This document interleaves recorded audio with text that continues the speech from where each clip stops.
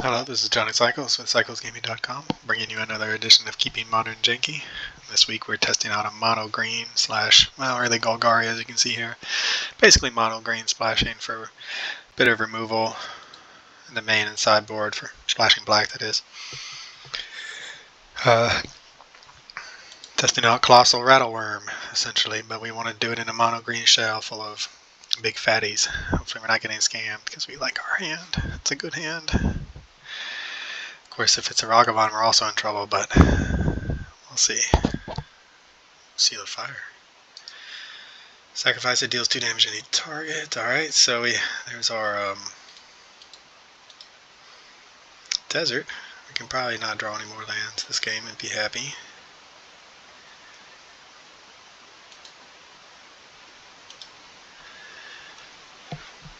So yeah, we kind of just a mono green stompy deck. We played the 4 deserts to help give our Colossal Rattlewurm flash. But otherwise we're just looking to play overcosted creatures up the curve, 2 mana for a 3/3, 3 mana for a 5/4, so forth, and just to overwhelm our opponent's resources and removal. Looks like they might have some kind of enchantment shenanigan going on. Shenanigans, I should say.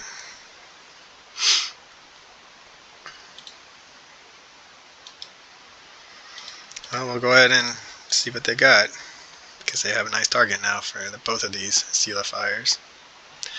Could just be a mono red burn playing Seal of Fire. It's probably what I would guess, that this isn't so much a deck looking to recur enchantments from the graveyard as it is just another way to... Yep. Just another burn spell, essentially. Okay. That is okay with us. We drew a nice card, one of our favorites here at CyclesGaming.com in Questing Beast. Now we'll find out probably if they have any sort of crazy recursion in their deck. Arid Mesa does suggest they could be playing white. Interesting though. See what they get up to. There is an a tapped land. We do have an Abrupt Decay, so we could have theoretically gotten rid of one of these with the Abrupt Decay, but since we don't actually really know what our opponent's doing, I kind of just want to keep executing our game plan as best as we can and hope that our opponent runs out of answers before we run out of threats. It's another spell that should require multiple kill spells, burn spells from our opponent to answer.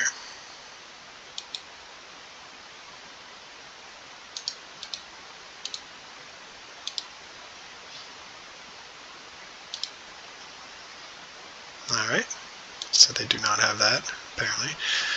The Abrupt Decay is a nice piece of hate. I mean, okay, so back in the day I really liked mono green. I've always liked mono green. I like the big creatures, obviously. I love dragons. So mono green, when I got back into Magic, really appealed to me because of this overcosted nature of all the threats. But I quickly realized that, man, it just runs out of gas. It doesn't have answers. It needs more to be competitive in today's Magic than just overcosted creatures. So I quickly learned to splash black, specifically for Abrupt Decay when it was legal in Standard, and Underworld Connections to help fight against the Sphinx's Revelations decks at the time.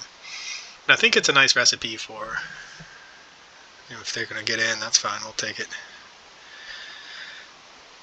A nice recipe for success.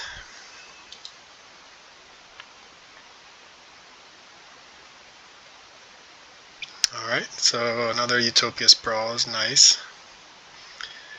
So we can go Utopia Sprawl 1, 2, 3, 4.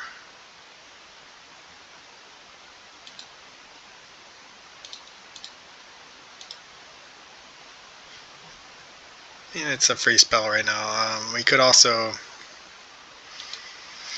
hold up the Abrupt Decay, play the Pack Leader, and Abrupt Decay this thing. But I think right now our goal is just to put as much pressure on our opponent as possible. We have another trampling creature, so essentially evasion. looking to overwhelm our opponent's resources. They have a lightning bolt. That is okay. We'll get through some amount of damage. If they think they're going to get the questing beast, then they will be sadly mistaken. Alright, so they go to 5. Looks like they might be setting up for just trying to kill us in a single turn. Both of our guys have vigilance. It's pretty good.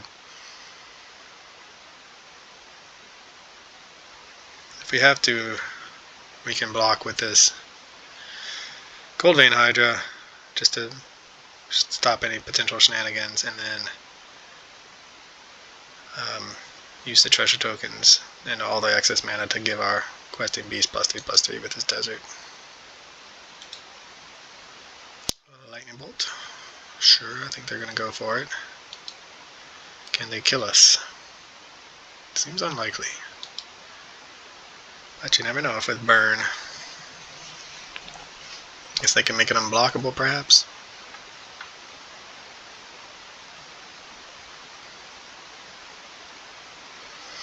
Yeah, they were on the play too. I think the Seal of Fires, they would rather have it go to our face. Yep. They're going to go for the questing beast, it looks like, as they realize they can't burn us out. Lightning bolt. Yep.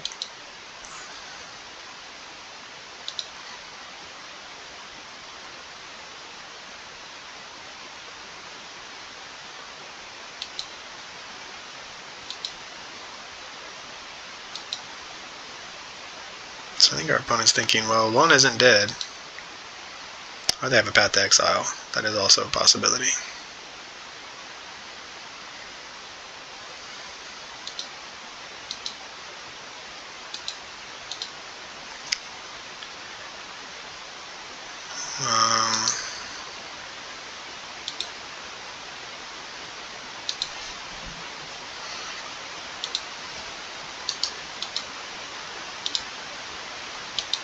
Do they have the path? Is that their last card? Nope, it is not. Alright. Couldn't have gone better, really. Seal of Fires to kill our first threat is way better than to the face, otherwise we'd have been more in danger of dying. What do we have against burn? Strange burn, too. Let's find out.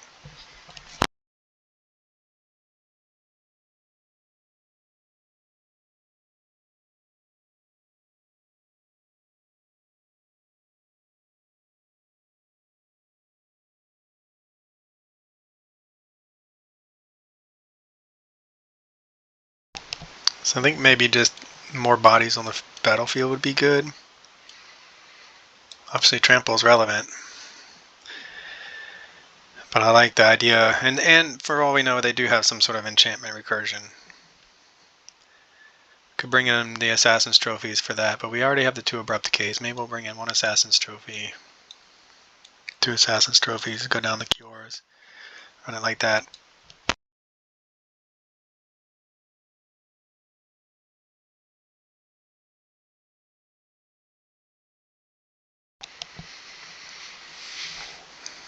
So yeah, the gameplay of course distracted me, but splashing a mono green Stompy deck splashing for black feels like a pretty good recipe for success, because what we are missing and what mono green's missing is that interaction with your opponents. We could have Thoughtseize in the sideboard. This is only our second match with the deck, so I think that's probably an oversight in sideboarding. We probably do want Thoughtseize in the sideboard, but either way, it gives us a way to interact with, especially with Thoughtseize coming out of the board, with decks that mono green usually can't interact with from the sideboard, but also in the main deck, having a little bit of removal makes a huge difference sometimes. It doesn't water down our deck too much because, yeah, we might be able to play like a 2-1 and turn our more Hex Drinkers, for instance. Wow, look at that beautiful, beautiful hand of no lands, but holy moly. We could play more Hex Drinkers and more like the Wolf that's a 2-1, but those die so easily to our to commonly play removal. That's a nice hand, though. I hate to put it, send it away. Okay, well, we have some interaction, which is good. Probably put the that to the bottom. We don't have any threats, but we're setting up for kill their first. If they have a creature heavy hand, kill their first 2 things. Stick a cure and hopefully I've drawn into something to draw some cards from it. Oh, they're going to 4. This might be a fast match. We're in the free zone, so someone mull into 4 after losing game 1. Might not take long before they scoop. Hopefully they won't. I mean, burn. How do you learn your deck if you don't give it a chance to come back from a mull to 4, for instance? Alright, look, maybe opponent will stick it out.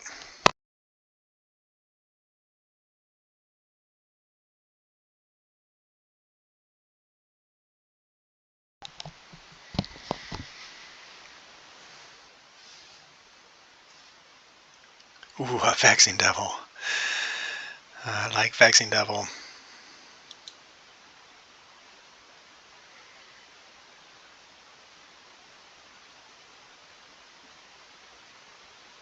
The Hex Drinker. It's pretty big. Hex Drinker is not at its best against a deck full of burn, but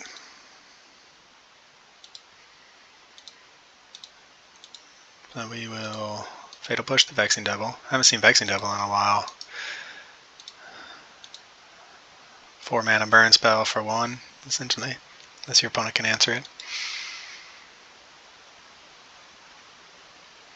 It used to be really expensive.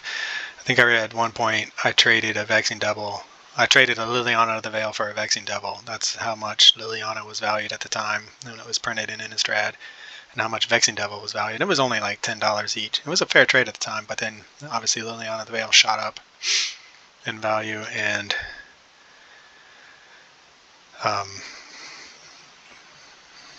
Vexing Devil plummeted. Alright, well, we might be getting burned out of this game. So we'll have 2 cards in hand. I don't know if I really want to run out this one. I think we're actually just going to play it on black this time, because we have the Abrupt Decay. We have 3 forests. We don't need any more than that. So what I want to do is save this Hex Drinker for a time when they are tapped out, and then cast it, make a lot of mana, pump it up to protection from instants, and hopefully it'll go the distance from there.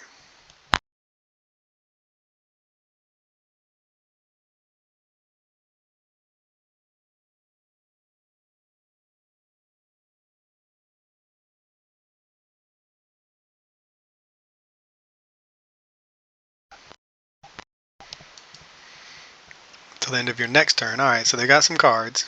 Rift Bolt, Monastery Swiftspear.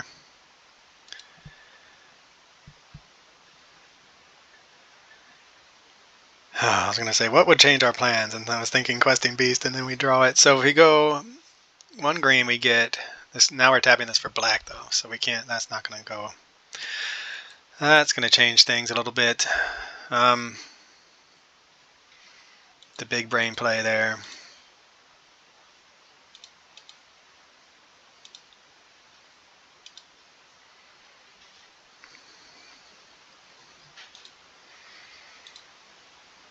Alright, so we're going to set up. Again, our opponent has a really bad, got unlucky mull into 4.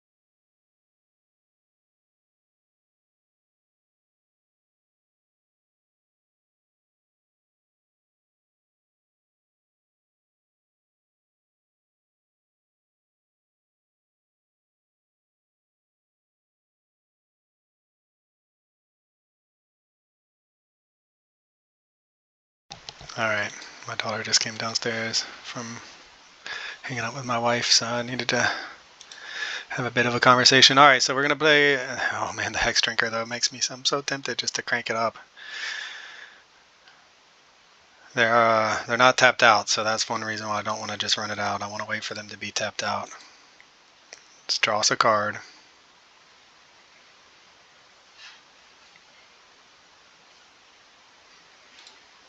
I mean, burn. We're at 17. They have 2 cards, so we're not running out of action yet, but hopefully this will stop them from being able to interact with us. Another questing beast. Oh, mono green. So yeah, the addition of black, as you can see here, I mean, Fatal Push, Abrupt Decay, we answered both of their first 2 threats. That would have put them in this game. We have taken 4 off the Vexing Devil, and then the Monastery Swift Spear would be a constant. I mean, Vexing Devil, our questing beast is really good at blocking Monastery Swift Spear, but it'd probably come at the cost of our questing beast. So I'm really happy with the addition of black to a deck like this.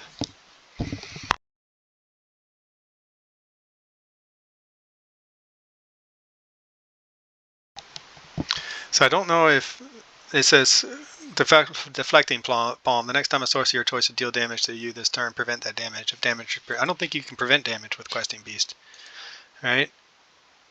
Combat damage that would be dealt by creatures you control can't be prevented. So I don't think this is going to work the way our opponent thinks it's going to work. Or maybe I'm wrong. We're about to find out.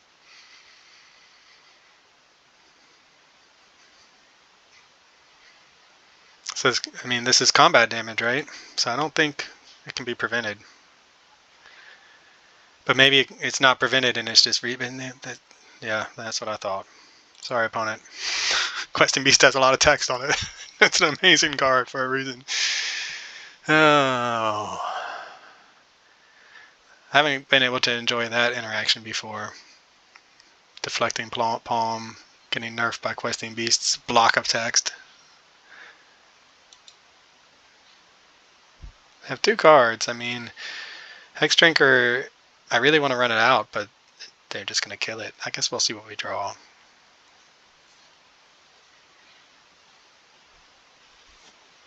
I wonder if opponents over there wondering what happened, and they scoop it up. Alright, well, Mono Green Stompy doing its Mono Green Stompy things with with a little bit of black splash to back it up. And this is Johnny Cycles of CyclesGaming.com. I'm really liking this deck. This has been another edition of Keeping Modern Janky with Johnny Cycles. Thanks for watching. Be sure to check out my website, CyclesGaming.com, for original Magic the Gathering content. You can read about my Commander decks or my Janky Modern brews. My latest article is about the Zombie Precon and its effect on Commander. I give you a couple different deck lists. If you're interested in a science fiction / fantasy novel, be sure to check out my book, The Podcon. I'm publishing it serially, a couple chapters every month. Again, thanks for watching. Check me out on YouTube, Johnny Cycles. Click that subscribe button. I'd really appreciate it, and I'll catch you on the next one.